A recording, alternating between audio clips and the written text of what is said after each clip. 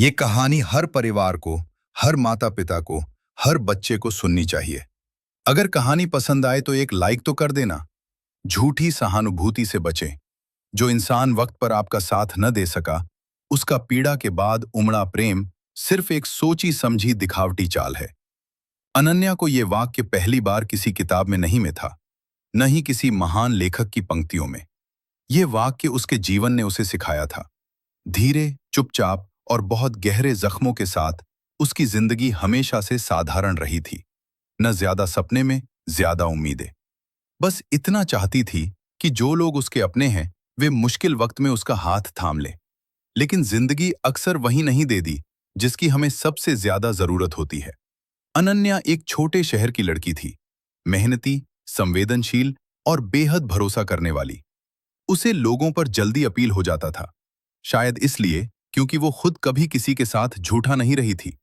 उसे लगता था जैसे वो महसूस करती है, वैसे ही बाकी लोग भी करते होंगे। कॉलेज के दिनों में उसकी दोस्ती आरोप से हुई। आरोप पढ़ाई में अच्छा था, बातें बड़ी बड़ी करता था और भविष्य को लेकर आत्मविश्वास से भरा रहता था। अनन्या को उसमें सुरक्षा का एहसास होता था, जैसे कोई है जो समझेगा, जो साथ देगा। शुरुआत में सब ठीक था, हंसी बातें, सपने, सब कुछ साझा था। लेकिन जिंदगी की असली परीक्षा तब शुरू होती है जब मुस्कानें कम और चुनौतियां ज्यादा हो जाती हैं। अनन्या के पिता की तबीयत अचानक बिगड़ गई। घर की आर्थिक स्थिति डगमगाने लगी। पढ़ाई के साथ साथ उसे काम भी करना पड़ा।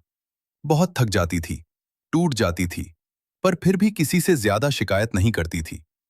उस समय उसे सबसे ज्यादा जरूरत थी किसी के साथ, कि किसी के एक वाक्य कि मैं हूं, चिंता मत करो। लेकिन आरव बदलने लगा है। उसके फोन कम हो गए, मिलने के बहाने बढ़ने लगा। जब अनन्या अपने दर्द और थकान की बात करती, वो कहता है, तुम बहुत नेगेटिव सोचती हो, हर किसी की जिंदगी में मुश्किलें होती हैं। वो बातें जो कभी सहारा लगती थीं, अब बोझ बन गई थी। एक दिन अनन्या ने हिम्मत करके कहा, मुझे तुम्हारी जरूरत है। आरंभ चुप रहा और वहीं छुपी। अनन्या को सबको समझ समझा गई। समय बीतता गया। अनन्या अकेले ही सब संभाल रही। पिता का इलाज, काम, पढ़ाई, हर मोर्चे पर वो खुद से लड़ती रही। कई रातें उसने रोते हुए काटी।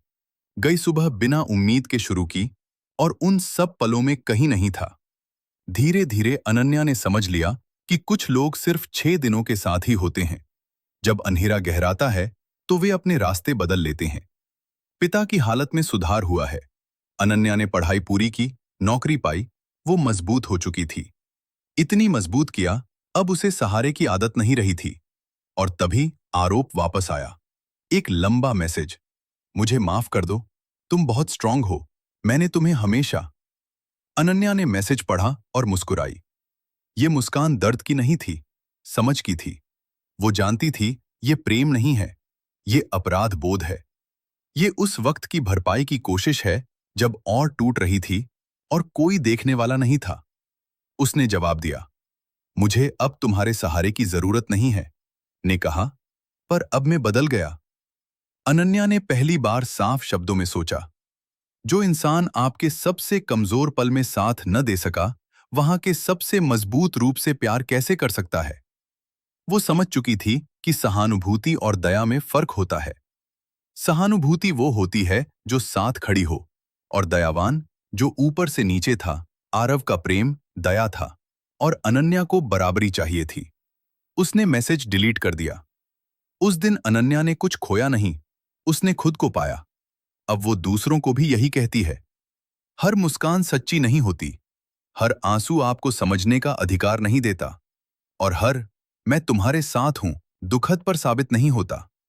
अगर कोई आपके संघर्ष में अनुपस्थित रहा, तो आपकी सभा माल्टा में उसकी मौजूदगी सवाल बन जाती है। अनन्या ने सीखा कि अकेले चलना डरावना जरूर होता है, लेकिन झूठे सहारों के साथ चलने से कहीं बेहतर है।